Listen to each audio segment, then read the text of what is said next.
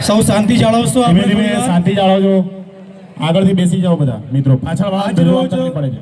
પોશીનાની ધરતી એટલે કે લાંબડિયા મુકામ ખાતે સૌ ઉપસ્થિત તમામ વડીલો, ભાઈઓ, બહેનો અને યુવા મિત્રોને સૌ પ્રથમ ઘણા બધાએ શુભેચ્છાઓ પાઠવી ફરી એકવાર મારા તરફથી વિશ્વ આદિવાસી દિવસ નિમિત્તે હાર્દિક શુભેચ્છાઓ અને શુભકામનાઓ પાઠવું છું.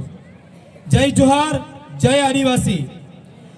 આજના આ રાજકીય મંચ નથી પણ આ સામાજિક મંચ એટલે કે આ વિશ્વ આદિવાસી દિવસની ઉજવણીના ભાગરૂપે જ્યારે સામાજિકના આગેવાનો થ્રુ મને જે ભ્રષ્ટાચારના જે મુદ્દો આપ્યો છે એ બાબતે આપ સૌ થોડી વાર એટલે કે 2 થી 3 મિનિટ સૌ ધ્યાનથી સાંભળો એવી આપ સૌ પાસે આશા અને અપેક્ષા રાખીશ. ખાસ કરીને પોશીના હોય, દાંતા હોય, હડાદ કે ખેડબ્રહ્મા હોય, મિત્રો કેટલાક ભ્રષ્ટ અધિકારીઓએ આ તાલુકાને પોતાના બાપની પેઢી સમજી બેઠા છે. મિત્રો કારણ કે ઘણા સમયથી હાથ મિલાવીને કામ કરવાવાળા નેતાઓ મળ્યા, તારી પણ ચૂપ અને મારી પણ ચૂપ. પણ હવે અમે એવું નથી ઈચ્છતા કે આ બધું આપણા આદિવાસી સમાજમાં ચાલે, કારણ કે હું પોતે પણ એક અન્યાય જે વિશ્વની સૌથી મોટી પાર્ટી આજે મને સ્ટેજ ઉપરથી સામાજિક મંચ ઉપરથી કહેવું પડે છે. મિત્રો જ્યારે હું પણ પોતે એક તાલુકા સદસ્ય હતો તે વખતે હું પોતે ભારતીય જનતા પાર્ટીના એક સદસ્ય પદ તરીકે તાલુકા પંચાયત સદસ્યમાંથી મેં રાજીનામું જખમરા મળે નતું આપ્યું. મિત્રો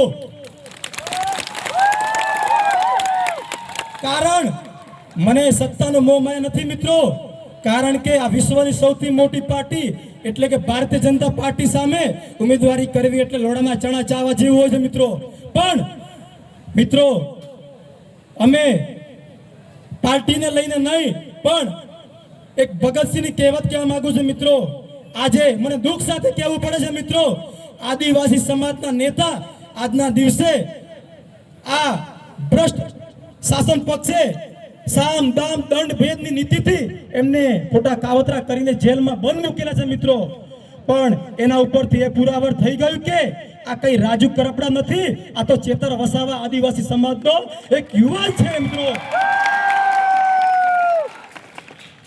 ઘણા બધાને આ મંચ ઉપરથી ખોટું લાગે તો માફ કરજો. મિત્રો મોત કાલે આપતું હતો, આજે કઈ વાંધો નથી. મિત્રો ખરેખર ક્યાં સુધી આપણે અન્યાય સહન કરીશું, ક્યાં સુધી ભ્રષ્ટાચાર સહન કરીશું? મિત્રો તાજેતરની વાત કરીએ, DDO Shri Sabarkantha district development officer એટલે એમના ટેબલ ઉપર જ્યારે મેં પોશીનાની ફાઇલ ટેબલ ઉપર કીધો સાહેબ શ્રી કે આ 5-5 લાખના 2 રોડ અને લોકોના આદિવાસી સમાજના 5 લાખના ફક્ત કાગળ ઉપર એમનો વહીવટ થઈ ગયો છે, ત્યારે ડીડીઓ શ્રીએ કીધું કે હું એમને તપાસ કરાવીશ.